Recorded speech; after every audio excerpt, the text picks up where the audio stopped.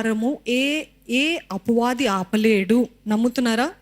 అపవాది దేవుని ఆత్మ కార్యము ఆపలేడు. కానీ ఎవరు ఆపగలుగుతారు తెలుసా? మీరు, నేను. ఎట్లా? మన అవిధేయతను బట్టి, మన రిబెలియన్ బట్టి, మన ఇష్టపూర్వకంగా చేసే కార్యాలు బట్టి దేవుని ఆత్మ కార్యాలు మనం ఆపుతాం. దేవుడు ప్రతి ఒక్కరిని అభిషేకాన్ని చాలా ఆశపడుతున్నాడండి. కానీ నిజంగా సమర్పించుకొని నిజంగా ఆశతో ఉన్నవారిని నేను ఎప్పుడు చెప్తూ ఉంటాను. క్యాథరిన్ కుల్మన్ గురించి ఏంటిదంటే, తను ఎంతగా దేవుని కోరుకుందో అంత గొప్ప కార్యాలు తన పరిచర్య ద్వారా దేవుడు జరిగించాడు. 1% తను ఒక్కటే అంటది, ఏంటిదంటే, దేవుడిని నేను ఎంత ప్రేమిస్తున్నానో ఇక్కడ ఎవ్వరికీ తెలియదు, అది నాకు నా దేవుడికి తప్ప. I love him so much, I just can not tell how much I love him అని చెప్తూ ఉంటుంది. ఇవన్నీ దేవుడు నా దగ్గర నుండి తీసివేసిన ఈ ఘనత, ఈ ఆర్భాటము, ఈ మనుష్యులు, ఇవన్నీ తీసివేసిన దేవుడు నాకు ఒక్క చిల్లి గవ్వ ఇవ్వకపోయినా, నాకు ఒక్క జత బట్ట ఇచ్చిన, ఇప్పుడు నేను దేవుని ఎంత ప్రేమిస్తున్నానో అంతే నేను దేవుని అప్పుడు కూడా ప్రేమిస్తానని చెప్పింది. అందుకే అన్ని ఆత్మకార్యాలు జరిగినాయండి. ఈరోజు why do you think some people are more anointed, more powerful, more? వారెందుకు అంతగా అభిషేకించబడ్డారు? వారెందుకు అంత శక్తివంతులు? వారు ఏం చెప్తే అది జరుగుతుంది. వారు మాట్లాడుతుంటే మా హృదయంలో మంట కలుగుతుంది. మరి మాకెందుకు లేదు? మేము ఎక్కడికి వెళ్ళినా డ్రైగా ఉంది ఏంటి అని అంటే, మీకు ఎంత కావాలో దేవుని మీరు అంత పొందుకుంటారు. అర్థమవుతుందండి? The more you desire God, the more you receive. The less you desire, the less you receive. అందుకనే అభిషేకం అందరికి ఇవ్వబడుతుంది. కానీ ఎంతమంది కాపాడుకుంటారో, ఎంతమంది దానికోసము ప్రయాసపడుతూ దేవునితో సన్నిహితమైన సహవాసం కలిగి ఉంటారో వారికి అంతగా ఇవ్వబడుతుందంట. ఈ అపోస్తులు చూసినట్లయితే, why were they so powerful? ఎందుకు అంత శక్తివంతులుగా ఉన్నారు? ఎందుకు వారు చెప్పిందేలా జరిగింది? ఎందుకు వారు అనుకున్నదేలా జరిగింది?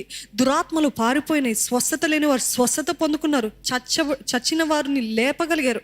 వై అని అంటే, వారికి దేవుడి ఎడలో ఉన్న ప్రేమను బట్టి. అందుకని ఈ ఆలయంలో ఎప్పుడు చెప్తుంటాము, బాధ్యత పూర్వకంగా ఇది చేయకండి. ఇది అలవాటుగా ఆచారంగా ఆ పాటలు పాడమా, స్తుతించామా, కూర్చున్నామా, వాక్యం చదువుకున్నామా, వాక్యం విన్నామా, ప్రార్థన చేస్తామా, వెళ్ళిపోయామా, ఇది కాదండి. దేవుని ఎదట ప్రేమ. ఇది ఎప్పుడు ఈ ఆలయంలో ఉండాలనేసి పురికొల్పాలని, ఒకవేళ చచ్చిన డ్రై స్థితిలోకి వెళ్తే మాకు తెలిసిపోతుంది. ఆత్మలో ఉన్న వారికి తెలిసిపోతుంది, ఏదో డెడ్గా ఉంది, ఏదో డ్రైగా ఉంది, ఏదో ఎండినట్టుంది. దేవా, నీ ఆత్మకార్యం ఆగిపోద్దని మరలా దాన్ని పురికొల్పడానికి సమయం పడుతుంది, కానీ ఇట్ ఈస్ వర్త్ ఇట్. కానీ ఈరోజు దేవుని సన్నిధిలో వీరంత శక్తి కలిగిన వారికి ఎలాగ ఉన్నారు? అక్కడ వారికి మార్కెటింగ్ చేసే వాళ్ళు ఎవరు లేరండి. ఈరోజు సేవకులు అంటే ఎన్నో మార్కెటింగ్, ఎంతో అడ్వర్టైజింగ్, ఏదో చూపించాలి, ఇది మేము గొప్ప అని చూపించుకోవాలి. కానీ ఆ రోజు అభిషేకము తానే వారిని హెచ్చించింది. హల్లెలూయా. అభిషేకము వారి తలను పైకెత్తింది, అభిషేకము వారి కొమ్ముని పైకి లేపింది, అభిషేకం వారిని ప్రత్యేకపరిచింది, అభిషేకము వారికి శక్తినిచ్చింది, అభిషేకము బట్టి గొప్ప సూచక్రియలు చేయగలిగారండి. ఈరోజు the anointing, you don't have to market anointing. నిజంగా అభిషేకించబడిన వారు పద్దాక నేను గొప్ప అని చూపించుకొని అక్కర్లేదు. నమ్ముతున్నారా? అభిషేకించబడిన వారు తెలిసిపోతుంది. అభిషేకించబడిన వారి మాటల్లో, పాటల్లో, క్రియల్లో, వారి ప్రవర్తనలో, వారి జీవన శైలిలో తెలిసిపోతుంది. You don't have to keep on advertising. If you are keeping on advertising, there is a wrong thing there. ఏంటిదంటే, యు ఆర్ సెల్ఫ్ పోట్రేయింగ్. అంటే నీ గురించి లూసిఫర్ ఆత్మ పని చేస్తుంది. అభిషేకించబడిన వారినంట వెతుక్కుంటూ వస్తారంట మనుషులు. హల్లెలూయా. యేసు ప్రభు ఎక్కడికైనా వెళ్ళి నేను వచ్చాను రండి అన్నాడా? ఆయన దాచుకుంటూ ఉంటే, ఆయన పారిపోతూ ఉంటే, ఆయన తప్పించుకుంటూ ఉంటే, మనుషులు ఎక్కడున్నారో కనిపెట్టి ఆయన దగ్గరికి పరిగెత్తుకొని వచ్చారంట. ఆఖరికి సముద్రాన్ని కూడా దాటి వచ్చారంట. ఎందుకు? Because the anointing, the power of the Holy Spirit. ఈరోజు ఆ power of the Holy Spirit లేకనే అనవసరంగా మార్కెటింగ్ చేయాల్సి వస్తుందండి. ఈరోజు ఆ అభిషేకము లేకనే, ఆ శక్తి లేకనే ఇది ఇది ఇది ఇది అని చూపించాల్సి వస్తుంది. కానీ నిజంగా అభిషేకించబడిన వారి వెనకాల అన్నీ కూడా పరిగెత్తుకుంటూ వస్తుందంట. హల్లెలూయా, హల్లెలూయా. ఈరోజు చూసినట్లయితే మొదటి వచనం చూద్దామా? అపోస్తుల కార్యము 8వ అధ్యాయము. ఆ కాలమందు యెరూషలేములోని సంఘమునకు గొప్ప హింస కలిగినందున అపోస్తలులు తప్ప అందరూ యూదయ సమరయ దేశముల యందు చెదిరిపోయేరి. ఈరోజు మన జీవితంలో ఒక నూతన దశలో, నూతన మార్గంలో వెళ్ళాలంటే we have to be rejected. నమ్మిన వారు హల్లెలూయా అని బిగ్గరగా చెప్తారా? Rejection is equal to direction. ఏది మీరు చెప్తారా? Rejection is equal to new direction. ఎందుకు నన్ను రిజెక్ట్ చేస్తావు, ఎందుకు నన్ను రిజెక్ట్ చేస్తావు అని మనుషులు ఎదుట వెళ్ళనక్కర్లేదండి. రిజెక్ట్ చేయబడితే దేవుడు ఒక నూతన దశలోకి, నూతన స్థితిలోకి, నూతన స్థాయిలోకి నడిపిస్తున్నాడు. బాధపడనక్కర్లేదండి. ఎవరైనా మనుషులు మనల్ని రిజెక్ట్ చేస్తే, నన్ను ఎందుకు రిజెక్ట్ చేస్తావు, నేను ఇంకేం తక్కువ చేస్తాను, నన్ను ఎందుకు ప్రేమించట్లేదు, నన్ను ఎందుకు తిరస్కరించావు, నన్ను ఎందుకు విసర్జించావు అని వాళ్ళని అడుక్కు తిని వాళ్ళ కాలు పైన వాళ్ళ కాలు పట్టుకొని అడగనక్కర్లేదు. రావా, నా దగ్గరికి వచ్చేవా అక్కర్లేదు. వాళ్ళు రిజెక్షన్ చేస్తారంటే మీరు గుర్తించాలి ఏంటిదంటే దేవుడు ఇంకో డైరెక్షన్లోకి నడిపిస్తున్నాడు. ఆమెన్. దేవుడు నడిపిస్తున్నాడండి నూతన దశలోకి, నూతన స్థాయిలోకి. దీని గురించి చూస్తూ ఉంటాం. ఈగిల్ ఏమంటాము తెలుగులో? పక్షిరాజు ఏం చేస్తాడంట, ఆ బిడ్డలు ఎగరాలంటే ఆ గూడుని రేపుతా ఉంటాడంట. ఆ గూడుని రేపిన వారు కొన్నిసార్లు లెగటానికి సిద్ధంగా ఉండరు, ఎగరడానికి సిద్ధంగా ఉండరు. భయము, కంఫర్ట్ జోన్. ఏంటి, ఇంతకాలము మా తల్లి మా నోట్లో వచ్చి ఫుడ్ పెట్టింది, ఇప్పుడు మేము అమ్మో ఆ కష్టం మాకు వద్దులే. ఈరోజు చాలామంది తల్లిదండ్రులు చేసేది అదే పని కదా. నువ్వేం చేయకు నాన్న, అన్నీ నేను చేసి పెడతా, నువ్వు అసలు ఒక పుల్ల కూడా ఎత్తద్దు, నేను చేసి పెడతా కదా. అది చాలా తప్పండి, చాలా తప్పు. ఈరోజు బిడ్డలు వాళ్ళు సెల్ఫ్గా ఇండిపెండెంట్గా ఉండటము నేర్పించడమే నిజమైన తల్లి తండ్రి ప్రేమ అంట. అన్నీ నేను చేసి పెడతా, అన్ని చోట్ల నేనే ఉంటా. ఇంకా వారు నేర్చుకోరు. మా మమ్మీ ఉందిలే, ఎవరైనా నాతో ఫైటింగ్కి వస్తే మా మమ్మీ నా పక్షాన వాళ్ళతో ఫైటింగ్ చేస్తుందిలే. ఇంకా వాళ్ళు నేర్చుకోద్దా? వాళ్ళ జీవితంలో ఎట్లా సర్వైవ్ అవ్వాలో తెలియద్దా? ఇవన్నీ చెప్పరు. ఎట్లా సర్వైవ్ అవ్వాలి, ఎట్లా బాధ వస్తే తట్టుకోవాలి, ఓడ్చుకోవాలి, ఇవన్నీ చెప్పరు. కానీ నేనున్నాను కదా నాన్న, నేను అన్నీ చేసి పెడతాను, నేను అన్నీ కొని పెడతాను, నువ్వు వంట చేయనక్కర్లేదు, నువ్వు క్లీన్ చేయనక్కర్లేదు, నేను ఉన్నా కదా అని అంటూ ఉంటారు.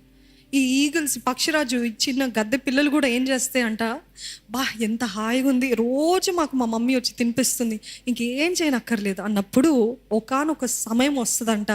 అవి కొంచెం ఎదిగిన సమయం తర్వాత గూడు ఫస్ట్ వాటిని పోక్ చేస్తూ ఉంటుందంట. పక్షిరాజు ఏం చేస్తుంది, గుచ్చుతా ఉంటుందంట. అబ్బా అనుకుంటాయంట. కానీ మరలా ఎంజాయ్ చేసుకుంటుందంట. ఇంకా అప్పుడు స్టార్ట్ చేస్తుంది, ఒకటి తర్వాత ఒకటి, ఒక కొమ్మ తర్వాత ఒకటి గూడు రేపుతా ఉంటే, గూడు రేగిన తర్వాత వారు ఇంకేం చేయగలుగుతారు, చచ్చినట్టు ఎగరాల్సిందే. ఆ రీతికి ఎగిరేలాగా చేస్తుంది. అట్లా నేర్చుకుంటే పక్షిరాజులు ఎగరటము, స్టామ్స్లో, పోరాటాల్లో, సవాల్లో ఎలా ఎదిరించాలో నేర్చుకోవడం ఆ రీతిగా నేర్చుకుంటుంది. ఈరోజు ఈ అపోస్తులు కూడా చక్కగా ఉన్నారండి యెరూషలేం ప్రాంతంలో.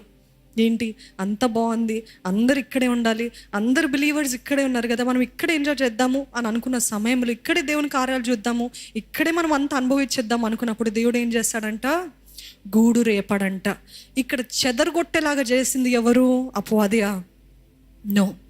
కొన్నిసార్లు మనము రిజెక్ట్ అవుతే తప్ప దేవుడు మనల్ని హెచ్చించలేడు. ఆమెన్. ఎందుకు నాకు ఈ మ్యారేజ్ ప్రపోజల్ రిజెక్ట్ అయింది అని ఎంతకాలం ఏడుస్తూ ఉంటారండి. ఈ మ్యారేజ్ ప్రపోజల్ ఎందుకు నన్ను రిజెక్ట్ అయింది, ఇంకా నేను పెళ్ళే చేసుకున్నాను, చాలామంది చేతులు ఎత్తేస్తారు తెలుసా. 2-3 ప్రపోజల్స్ రిజెక్ట్ అయిపోతే ఇంకా నాకు పెళ్ళే వద్దు, నన్ను ఎప్పుడు ఇంకే ప్రపోజల్ వచ్చినా రిజెక్టే చేస్తారు, కాబట్టి I will not get married అని, ఈ పెళ్ళొద్దు, ఇవంతా నాకు అక్కర్లేదని, నేను సింగిల్ లైఫే బెస్ట్ లైఫ్ అంటూ పాపంలో బ్రతుకుతున్న వారు చాలామంది ఉన్నారండి. ఎందుకు? రిజెక్షన్. మరలా రిజెక్ట్ అవుతాననే భయము, మరలా నన్ను వద్దంటారనే భయము, ఇన్సెక్యూరిటీ తోటి ఎట్లాగా అయిపోతానులే, అదేదో నేనే చేతులు ఎత్తేసినట్టు చెప్పేస్తానులే అని చాలామంది ఉంటారు. కానీ గమనించండి, ఎన్నోసార్లు రిజెక్ట్ అయిన వారికి అతి ఉత్తమమైనది పొందుకున్నారు. అటువంటి వారు ఉన్నారా? They have received the best because one way God has stopped that wrong proposal, wrong man, wrong women in your life to give you the best. హల్లెలూయా.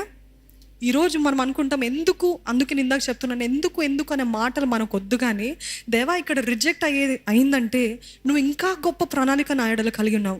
ఈ జాబ్ రిజెక్ట్ అయిందంటే ఇంకా ఉన్నతమైనది ఇస్తున్నావేమో, లేకపోతే నేను నేర్చుకోవాల్సిందేమో ఉందేమో, లేకపోతే ఇది రిజెక్ట్ అయిందంటే ఇంకా ఏదో సంథింగ్ ఇస్ దేర్. అందుకే నీ అపోస్తులు అక్కడ చక్క కూర్చున్నప్పుడు దేవుడు చెల్లా చెదురు చేశాడు. అప్పుడు వారు ఎటువంటి ప్రాంతాలకు వెళ్ళారంట, యూదయ, సమరయ ప్రాంతాలకి చెల్లా చెదురు అయిపోయారంట. అంటే ఇప్పుడు సమరయాలో యూదయాలో దేవుని ఆత్మకార్యాలు జరగాలంటే వీరు చెల్లా చెదురు అవ్వాలి, వీరు సపరేట్ అవ్వాలి, కంఫర్ట్ జోన్లో ఉండకూడదు. ఈరోజు మీరు కంఫర్ట్ జోన్లో ఉండి దేవా నన్ను వాడుకుంటే వాడుకోడు. కంఫర్ట్ జోన్లో ఉండి దేవా నన్ను వాడుకుంటే దేవుడు తప్పకుండా గూడు రేపుతాడు, దేవుడు తప్పకుండా రిజెక్షన్ ఇస్తాడు, దేవుడు తప్పకుండా శోధనలు అనుమతిస్తాడు, పోరాటాలు వచ్చేలాగా చేస్తాడు, పరీక్షలు వచ్చేలాగా చేస్తాడు. ఎంతమంది అంటారు దేవా నన్ను వాడుకొని? చాలా జాగ్రత్తగా ఆలోచించి చెప్పండి, దేవా నన్ను వాడుకో. ఆలోచించే చెప్తున్నారా?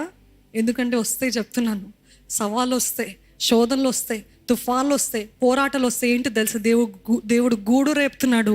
ఆ గూడు రేపి ఈ రిజెక్షన్ ఎక్కడైతే మీరు వద్దు, వారు మిమ్మల్ని వద్దు అన్నారో అక్కడ నుండి ఉన్నతమైన స్థానంలోకి, ఉన్నతమైన దశలోకి వెళ్ళాలంటే అది ఇరుకు మార్గమే ఉంటుందండి, విశాల మార్గం ఉండదు. ఓహో ఇక్కడ రిజెక్ట్ అయినంటే చప్పట్లు కొడుతూ అబ్బా నేను ఇప్పుడు ఇంకా నాకు బెస్ట్ వస్తుంది అన్న ఆలోచన కాదండి. ఆ రిజెక్షన్ అయిన తర్వాత ఎన్నో పోరాటాలు ఉంటాయి, ఎన్నో ఎదురుబాట్లు ఉంటాయి, ఇరుకు మార్గంలో నడాల్సిన మార్గం ఉంటుంది, మనం దాని గుండా వెళ్ళాల్సిన పరిస్థితులు ఉంటాయి. దాని తర్వాత ఆ పరీక్షలన్నీ పాస్ అయిన తర్వాత అప్పుడు దేవుడు ఏం చేస్తాడు? ఉత్తమమైన దాన్ని ఇస్తాడు.